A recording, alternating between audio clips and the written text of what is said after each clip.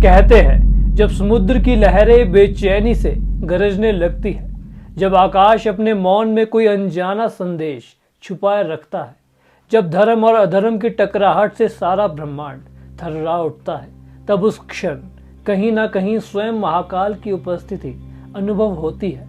वह महाकाल जो केवल संहारक नहीं बल्कि करुणा के सागर भी है। यह कथा किसी साधारण मंदिर की नहीं बल्कि उस धाम की है जहाँ धरती का संतुलन और भक्ति का चरम एक साथ मिलते हैं, जहाँ भगवान विष्णु स्वरूप भगवान राम ने अपने आराध्य शिव की उपासना कर न केवल पाप से मुक्ति पाई बल्कि पूरी मानवता के लिए भक्ति का ऐसा उदाहरण स्थापित किया जो युगों युगों तक अमर रह गया। यही है वह पावन धरा जहाँ सागर की हर लहर शिव नाम जपती है, जहाँ आकाश का हर तारा राम की गाथा सुनाता है और जहाँ शिव और राम का अनंत संगम स्वयं मोक्ष का द्वार बन जाता है। यह धाम है रामेश्वरम ज्योतिर्लिंग। शास्त्रों में कहा गया है, शिवम शिव करम शांतम शंभु शशिधरम प्रभु शिवम शंकरम मिशानम लोकेशम शांतनम प्रभु। अर्थात शिव ही कल्याणकारी है, वे शांति स्वरूप है, शशिधर है, प्रभु है और वही इस जगत के शंकर व ईशान है। पौराणिक कथा के अनुसार यह प्रसंग त्रेता युग का है।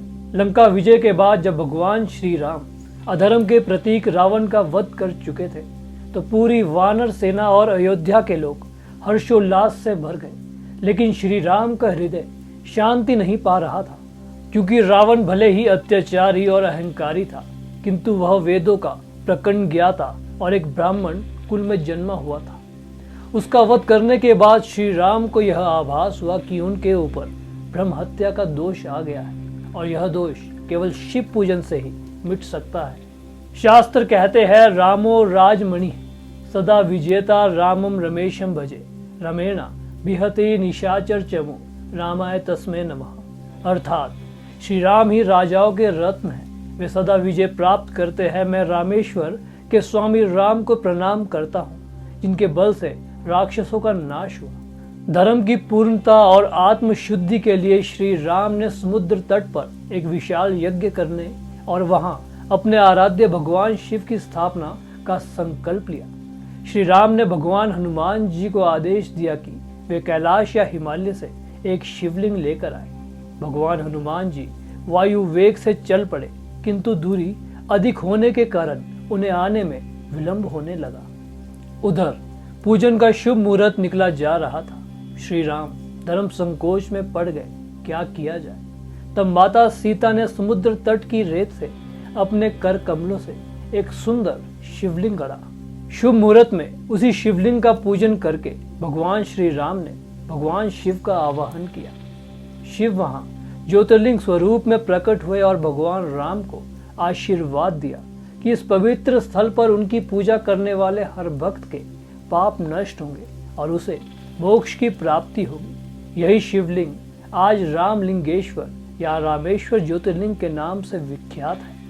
शास्त्र कहते हैं, लिंगम यत्र महेशस्य पूजितम रामचंद्रेन तत् पवित्रम जगत्रनाम सर्व पाप प्रणाशनम। अर्थात जहाँ लिंग की पूजा श्री राम ने की थी, वही स्थान जगत को पवित्र करता है और सभी पापों का नाश करता है। इधर जब हनुमान जी हिमालय से शिवलिंग लेकर लौटे और देखा कि पूजा तो पूर्ण हो चुकी है, तो वो मन ही मन दुखी हो गए। उनका मन खिन्न देखकर भगवान श्री राम ने स्नेहपूर्वक कहा, हनुमान तुम्हारा भाव अमूल्य है, यह शिवलिंग भी यहाँ स्थापित किया जाएगा और जो भक्त इसके दर्शन करेगा उसे उतना ही पुण्य मिलेगा जितना रामलिंगेश्वर के दर्शन से। इस प्रकार वहाँ दो शिवलिंग स्थापित हुए, रामलिंगेश्वर जो माँ सीता द्वारा निर्मित है और हनुमान लिंगेश्वर जो भगवान हनुमान द्वारा लाए गए। आज भी रामेश्वर मंदिर में दोनों शिवलिंग की पूजा होती है। धार्मिक ग्रंथों में वर्णन आता है कि जिस प्रकार स्वयं भगवान राम ने यहाँ शिव की पूजा की थी, उसी प्रकार जो भी भक्त श्रद्धा से इस ज्योतिर्लिंग का जलाभिषेक करता है, वह पापों से मुक्त होकर जीवन में शांति और अंततः मोक्ष की प्राप्ति करता है।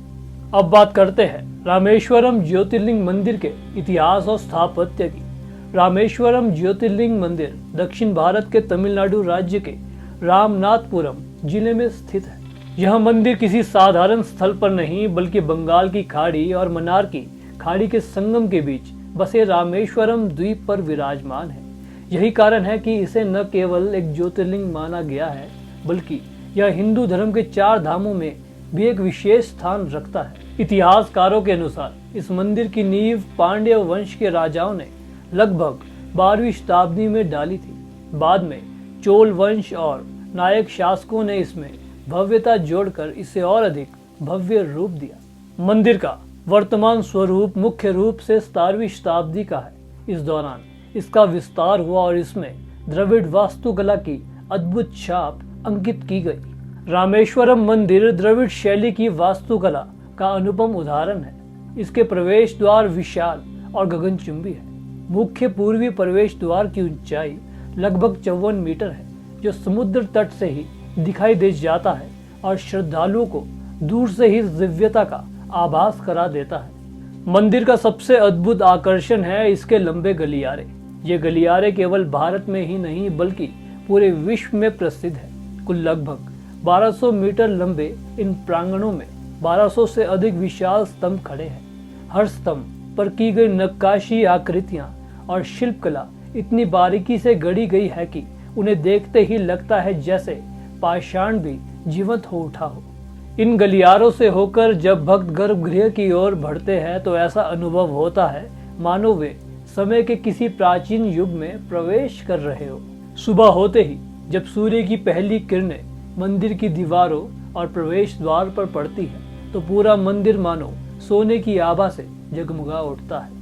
संध्या के समय जब समुद्र की लहरों की आवाज मंदिर की घंटियों के नाद से मिलती है तो वातावरण इतना अलौकिक हो जाता है कि भक्त स्वयं को दिव्य लोक में अनुभव करने लगते हैं।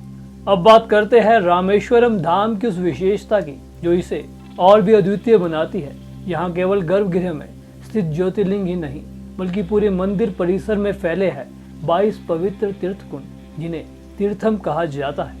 किंवदंती है कि इन जल कुंडों का स्नान केवल शारीरिक शुद्धि ही नहीं बल्कि आत्मा की गहराई तक पापों का नाश करता है। कहा जाता है कि एक एक कर इन सभी तीर्थों से स्नान करने के बाद भक्त ऐसा अनुभव करता है मानो उसके भीतर का हर अंधकार धुलकर प्रकाश में बदल गया हो। शास्त्रों के अनुसार रामेश्वर तीर्थ कुंडम स्नानम मोक्षदम सर्व पाप हरम, अर्थात रामेश्वरम के तीर्थ कुंडों का स्नान मोक्ष प्रदान करता है और सभी पाप हर लेता है। सबसे पहले भक्त समुद्र तट पर स्थित अग्नि तीर्थ में स्नान करते हैं। यह वही स्थान है जहां राम भक्तों ने यज्ञ कर शिव की आराधना की थी। लहरों से स्नान करने के बाद श्रद्धालु मंदिर के अंदर प्रवेश करते और फिर एक एक कर सभी 22 तीर्थ कुंडों का जल अपने ऊपर छिड़कते हैं। हर तीर्थ कुंड का संबंध किसी न किसी देवता, ऋषि या पौराणिक प्रसंग से जुड़ा है। कहीं यह अग्निदेव से जुड़ा है, कहीं वरुण देव से, कहीं स्वयं राम, सीता, लक्ष्मण की कथाओं से। किंवदंती है कि इन जलकुंडों का जल हजारों वर्षों से अद्भुत रूप से पवित्र बना हुआ है। आज भी हर कुंड का स्वाद और जल की प्रकृति अलग अलग प्रतीत होती है, कहीं मीठा, कहीं हल्का खारा, तो कहीं औषधीय गुणों से युक्त। धार्मिक विश्वास है कि जब भक्त इन सभी तीर्थों का स्नान करके अंत में गर्भगृह में पहुंचता है और शिवलिंग का जलाभिषेक करता है तो उसे ऐसा पुण्य प्राप्त होता है मानो उसने जीवन भर के सारे तीर्थ कर लिए हो। शास्त्रों में भी वर्णन है कि रामेश्वर तीर्थ कुंडम स्नानम मोक्षदम सर्व पाप हरम, अर्थात रामेश्वरम के इन तीर्थों का स्नान भक्त को मोक्ष प्रदान करता है और उसके सभी पाप हर लेता है। अब बात करते हैं रामेश्वरम धाम के उन अद्भुत स्थलों की जो इस पवित्र ज्योतिर्लिंग की महिमा को और भी दिव्यता प्रदान करते हैं। ये केवल भौगोलिक स्थान नहीं बल्कि राम कथा के अमर अध्याय है, जहाँ कदम रखते ही लगता है मानो त्रेता युग की गाथाएं फिर से जीवित हो उठी हो। धनुषकोडी रामेश्वरम से लगभग 20 किलोमीटर दूर स्थित धनुषकोडी वह पावन स्थल है जहाँ से भगवान श्री राम ने समुद्र पर सेतु बनाने का संकल्प लिया था। यही वह स्थान है जहाँ वानर सेना ने समुद्र तट पर पत्थरों को स्थापित करना प्रारंभ किया। आज यह जगह शांत समुद्र और टूटे हुए प्राचीन अवशेषों के कारण भक्तों को रहस्यमयी और दिव्य अनुभूति कराती है। राम सेतु किंवदंती है कि नल और नील ने अपने अलौकिक वरदान से पत्थरों को समुद्र पर तैरने योग्य बना दिया था और उसी से राम सेतु का निर्माण हुआ। यह सेतु रामेश्वरम से लेकर लंका तक फैला हुआ था। आज भी समुद्र के भीतर इसके अवशेष देखे जा सकते हैं। कहा जाता है कि यह वही मार्ग है जिस पर चलकर श्री राम और उनकी वानर सेना लंका पहुंची थी। यह दृश्य हर भक्त को रोमांचित कर देता है। हनुमान मंदिर परिसर में स्थित हनुमान मंदिर भी अत्यंत विशेष है। यहाँ पर भक्त उस शिवलिंग के दर्शन करते हैं जिसे हनुमान जी हिमालय से अपने वेग से लाए थे। यह मंदिर भक्तों को उस क्षण की याद दिलाता है जब भगवान श्री राम ने हनुमान जी के भाव का सम्मान कर दोनों शिवलिंग की स्थापना की थी। सीताकुंड और लक्ष्मण तीर्थ रामेश्वरम धाम के आसपास कई छोटे छोटे तीर्थ भी हैं जो सीधे सीधे राम कथा से जुड़े हैं। सीताकुंड वह स्थल है जहां माता सीता ने स्नान किया था।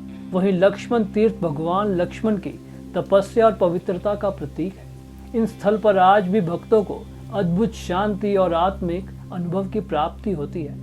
इन सभी पवित्र स्थलों का दर्शन करने के बाद जब भक्त रामेश्वरम ज्योतिर्लिंग के गर्भगृह में प्रवेश करता है तो उसे यह अनुभव होता है मानो वह केवल एक यात्रा नहीं बल्कि त्रेता युग की भक्ति और तपस्या का प्रत्यक्ष साक्षात्कार कर रहा हो। अब बात करते हैं रामेश्वरम धाम के आध्यात्मिक महत्व और मान्यताओं की।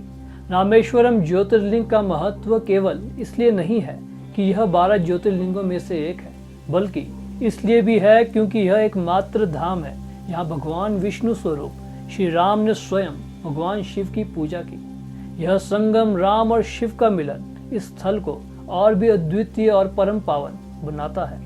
किंवदंती है कि यहाँ जलाभिषेक करने से जीवन के समस्त पाप धुल जाते हैं। विशेषकर यदि कोई भक्त गंगा जल लाकर रामेश्वरम ज्योतिर्लिंग पर चढ़ाता है तो उसे वही पुण्य मिलता है मानो उसने स्वयं गंगोत्री से लेकर सागर तक तीर्थ यात्रा पूरी कर ली हो। कहा जाता है कि गंगा और समुद्र की संयुक्त ऊर्जा इस शिवलिंग पर चढ़ाए गए जल में समाहित हो जाती है और यह जल भक्त की आत्मा को मुक्त कर मोक्ष का द्वार खोल देता है। रामेश्वरम को केवल ज्योतिर्लिंग ही नहीं बल्कि 4 धामों का अंतिम और सर्वश्रेष्ठ धाम भी माना गया है। जैसे बद्रीनाथ उत्तर में, द्वारिका पश्चिम में, पूरी पूर्व में और वैसे ही दक्षिण का यह धाम यात्रा की पूर्णता का प्रतीक है। यहाँ आकर तीर्थ यात्रा केवल पूरी ही नहीं होती बल्कि जीवन का परम लक्ष्य मोक्ष साकार हो जाता है। भक्तों का अनुभव है कि जब वे गर्भगृह में ज्योतिर्लिंग के समक्ष खड़े होकर ओम नमः शिवाय का जाप करते हैं तो उन्हें ऐसा प्रतीत होता है मानो स्वयं राम और शिव उनके सम्मुख उपस्थित होकर आशीर्वाद दे रहे हो। यहाँ हर श्वास, हर धड़कन और हर जल की बूंद केवल एक ही संदेश देती है, भक्ति ही मुक्ति का मार्ग है। रामेश्वरम ज्योतिर्लिंग केवल एक मंदिर नहीं, यह वह धरा है जहाँ धर्म, आस्था और मुक्ति का संगम होता है।